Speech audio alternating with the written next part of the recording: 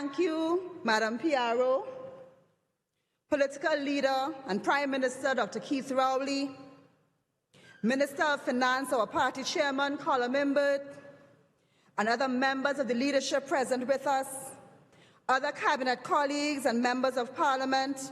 I want to recognize especially my colleague, Stuart Young, MP for Port of St. North, St. Anne's West. His Worship, the Mayor of Port of Spain, Alderman Joel Martinez, and other members of the Port of Spain Council who are here, other members of the local government, those listening and viewing tonight in our viewing and listening audience, and those who are here present with us, constituents and the constituency executive of Port of Spain North, St. Anne's West, who are hosting us here tonight. Allow me to recognize my constituents of St. Anne's East. A very pleasant good evening to you all. A PNM evening to you all. Well, all right, that's a better response. Normally, we would have this meeting at Pickett's Corner with a massive crowd. But this is strange and unusual time.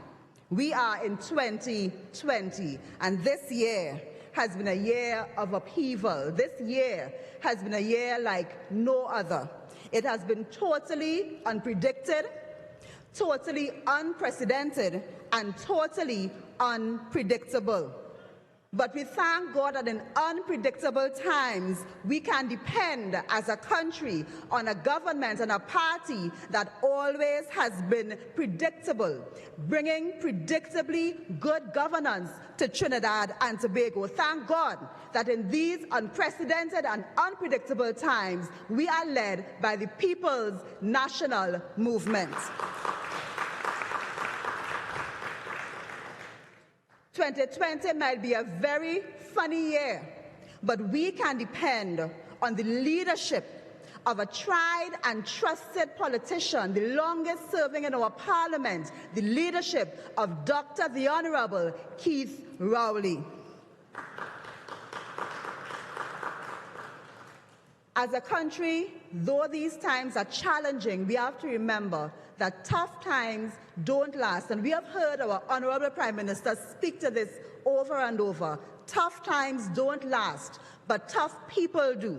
And on top of that, tough parties do. Tough parties last. And a party like the PNM, the longest serving party, the longest existing party in Trinidad and Tobago, that is the party that we are privileged to have lead us during these unpredictable times of 2020. Ladies and gentlemen, would you please welcome to Belmont the political leader of the People's National Movement, our Prime Minister, Dr. the Honorable Keith Christopher Rowley.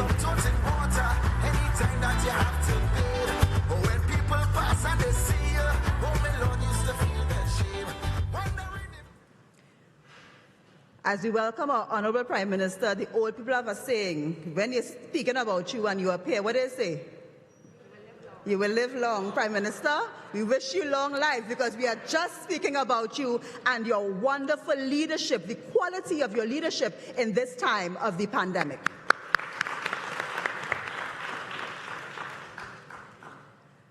I am pleased to stand before you tonight to report on the education sector, and I want to thank the Honorable Prime Minister again for reposing confidence in me to place me at the helm of this ministry for such a time as this. And I want to thank you, Prime Minister, for partnering me with such a hard-working and dependable minister such as Minister Lisa Morris-Julian.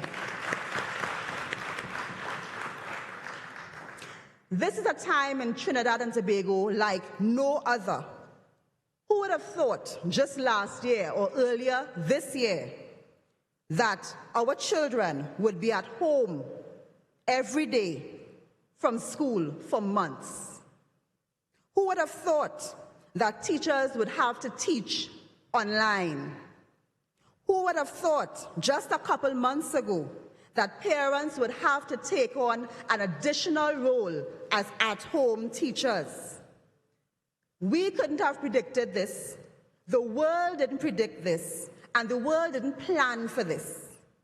Even we in Trinidad and Tobago, having gone through what we went through in March and the closure of schools, we thought that by September, we would have had our children back at school in some form of face-to-face learning.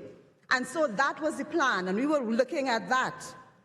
But if each of us had to choose between saving lives and opening schools, I am sure that every one of us seated here and everyone who is listening and viewing would make the same choice that our Prime Minister made, that our government made, that responsible choice to choose life and limb.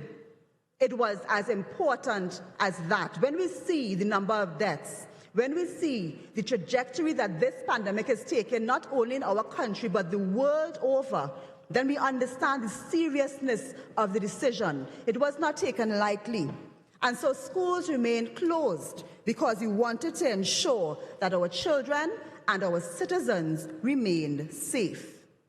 But then we were faced with the question, what do we do with our children? And I'm sure that many of you sitting here may be parents, as I am, as Minister Maurice Julian is. And we face that dilemma of seeing our children at home. In some instances, children were receiving work and being online, but in many other cases, children were not engaged in the rigor and the discipline that education can bring. So what were we to do in a circumstance where we could not open schools?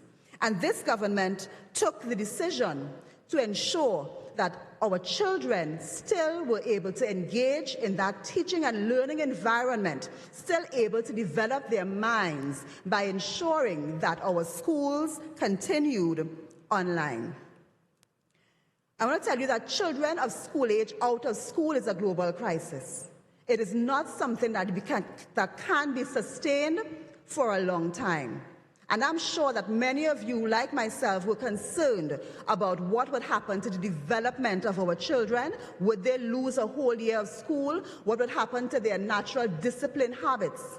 And so the decision was taken by the Education Ministry, because we have a mandate to care for the children of this country. And that decision was that we would move teaching and learning online. That was the only workable solution. And when we looked around worldwide, that is what we saw happening. And so we knew that we had to move in this direction. Was this a perfect solution? No. Not a perfect solution, because it's obvious and we knew that there were children who would not be able to make that transition. So what did we do as the Ministry of Education in a very short space of time when we were faced with carrying schools online? What did we do to bridge the gap between those who can go online easily and those who would not be able to? Along with the online learning, the Ministry of Education moved quickly to put learning opportunities in the newspapers, and you would have seen those ECC and Infront pullouts in the newspapers. On the radio, if you're listening, you would see that we have programs on the radio, features for children. On TV, in partnership with TTT, and many of the cable providers came online as well, so that even in the remote areas of Trinidad and Tobago, curriculum and learning material would have been available to our children. But for those who still were not able to make that link, funds were provided to all of our schools to ensure that printed packages were able to be available to our children. So as much as possible, the Ministry of Education moved in the direction of ensuring that our children were exposed online. Those who could not be online, they had information in the newspaper, on the radio, on the TV, and also by the preparation of print packages. We recognize that online learning, though, is the best substitute for the face-to-face learning. And so, further recognizing that although 90% of our students are engaging online, only 63% of them have their own devices. So we know that there are students who are sharing devices, siblings who may have one device in a home and they are sharing, but they are all online. We recognize that there are students sharing devices with their parents, students using phones. And so it's a combination of those devices that students are using to engage with the online environment. But our students are making, and their parents are making the best effort to get online as much as possible, because we know that's the best replacement. So understanding that only 63% of our students own their own devices, the Ministry of Education and the government made a call to corporate Trinidad and Tobago to come on board and to support our children in this venture. And I can say thank you to corporate Trinidad and Tobago, because they are still coming, having made pledges so far of over 17,000 devices. And I really want to give them a round of applause. You see, we are all in this together. Not one of us can pretend to be an island and pretend to be unaffected. And corporate Trinidad and Tobago has answered the call. So now the devices are coming into the country, because we all knew of the global shortage where devices were hard to come by. And so the devices are coming in and being distributed directly to the schools and to the students that need it. And in addition to that, the government has put aside in our budget of 2021 almost $100 million to provide devices and connectivity to our students. And I can tell you that these are difficult times, but the government of Trinidad and Tobago understands the importance of no learner being left online. And I want to congratulate the Minister of Finance and the Prime Minister for this recognition. The ministry also has had discussions with TSTT, B-Mobile, and Digicel, and they are going to launch low-cost packages for students so that they'll be able to take advantage of the connectivity, because it's not only about the devices. The devices are necessary but not sufficient. Along with the devices must come the connectivity so that our students can get online. So although this totally online school term was unpredicted, this cyber term or cyber semester, your PNM government has been dependable.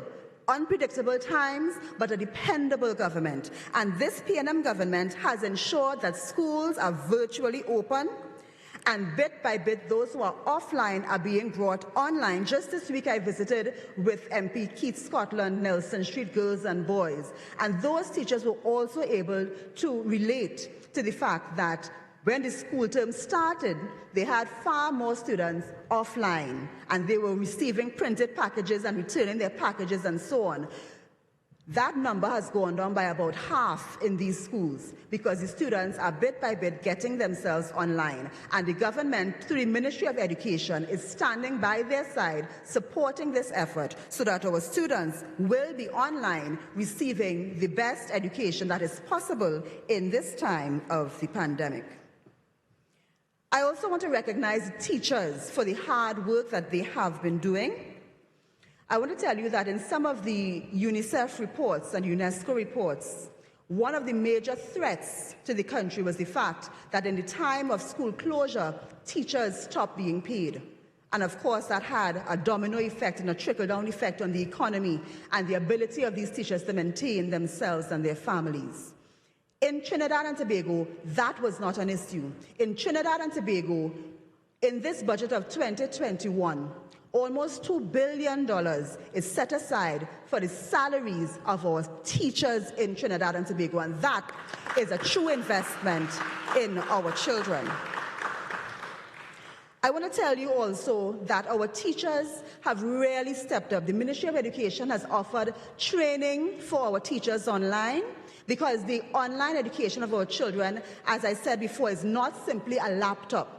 It is about a package. It is about a laptop, connectivity, and also integration of ICT into the curriculum, because that is critically important. After all of this money is invested in our children and in these devices, it is important that when we move back to face-to-face learning, that the devices are not cast aside and we go back to where we were before. It is important that the gains we have made now, they continue to redound to the benefit of our education system. And therefore, even though the teachers are at home, they have really stepped up to the plate. The training courses have been oversubscribed. We have offered more than 34 courses in different areas for teachers, and they have taken this opportunity and grasped it with both hands. At the ministry level, in the guidelines that we have given to teachers, we have asked that ECCE teachers be in contact daily with their students for 2 hours, the infant 1 and 2 for 2 hours and 45 minutes, standard 1 and 2 for 3 hours and 15 minutes, standards 3 to 5 for 4 hours, and secondary teachers for 4 hours. So that is the ministry guideline with respect to how much time they should spend in the online environment. And of course, less time than that is recommended for actual screen time, because you know that is also an emerging concern, the amount of time our children have to spend actually staring at the screen. And I want you to know that even though those have been the ministry guidelines, our teachers have been giving many of them much more time than that to their students, especially those in examination classes, because they want to ensure that their students succeed in this critical time. And again, I want to recognize the effort of our teachers and to applaud them, because they have had to learn very fast and on the trot, but they have done what they have to do. I also want to commend our parents, because now parenting has turned into part-time teaching for many of us, and I can say this knowing my own situation at home. And our parents, again, are making the effort by investing in the devices, by investing the time to spend with their children. It's a learning curve. Not everyone is on board as they maybe should be, but everyone is doing their best to face this challenge together. And that is what we need, between the teachers doing their best, the parents doing their best, and the ministry and the government doing our best. This is how the best opportunity for our children will be presented to them, and our children will have the best chance of not being left behind in these very difficult pandemic times. I want to advise you that the Ministry of Education already has in our possession, the documents that are the guidelines for teachers for when we restart the face-to-face term. And we expect this to be a blended environment, because students may not all be able to come to school at the same time, depending on the social distancing protocols. So those documents have been prepared, and they are ready now for stakeholder consultation. So we'll be engaging our stakeholders to take a look at these documents and to pronounce upon them, so that when we present it to the national public and to our teachers, it would have had the benefit of all of our efforts and our thoughts. So when face-to-face resumes, the Ministry of Education will be ready and in a position to offer an organized curriculum to our children. The adjustments for SEA curriculum 2021 and 22, those again have already been prepared and are ready for stakeholders to take a look at that, because it is important to recognize the fact that our children have lost some time. Some of them have lost a lot of time in the transition as well, because it takes a transition to move from a face-to-face environment to now dealing with an online environment. That document is ready, and we will be speaking with our stakeholders on the adjustments to SAA 2021 and 22, including an adjustment in the date for the exam. So that also is underway. With respect to CXC exams, that's the CSEC and the CAPE next year. Again, we already have the letter prepared, making recommendations from Trinidad and Tobago's standpoint on how these exams should be altered based, again, on the situation in 2020. And allow me to just segue into this situation with CSEC and CAPE examinations. As you may all be aware, there is a regional outcry with respect to the release of the results of 2020. I want to assure all of our citizens that the Ministry of Education has been actively seeking the interest of all of our students in Trinidad and Tobago. We would have written CXC twice, met with them twice. On the first occasion, we expressed the concerns of our citizens, our young citizens, with respect to what they anticipated and what was the actual result of the examinations. In our second written salvo to CXC, what we expressed was thanks for the fact that they did set up a review committee, but we in Trinidad and Tobago wanted some more clarification and specificity with respect to the dates, because the timing is very important. Some of our students are awaiting the outcome of this review for their matriculation and so on. And so CXC did respond and gave firm dates for the review and the report. And that date for the report would be tomorrow, Friday, October 16th. We met with CXC. I can update the country. We have met with CXC yesterday, the ministry officials, and we spoke to the issues of Trinidad and Tobago specifically. Based on the outcome of that meeting, there is further information that we are requesting from CXC, and we have written to them today. That letter went out today, based on the meeting yesterday, asking for that further disaggregation of data so that we can understand why some of our citizens, young citizens, are having this consternation based on the exam results. The review committee is due to meet with the council, at which we have our representation at the level of the PS and the Chief Education Officer on Saturday. And so we await eagerly the results of this report. And based on that, the government will make a further decision on what is to happen regarding CXC. So I want to assure all of our parents who have been writing me and messaging me, because you should know my numbers are open WhatsApp number by now. Those who have been writing, messaging, we are taking the concerns of your children to heart. Students have been writing as well. I am receiving all of your letters, and we are representing your interests to the best of the ability of Trinidad and Tobago. It is important for us that we have all the facts in hand before we make a decision, and so we are going to do just that. I want to assure the country that education has always been a priority for the People's National Movement.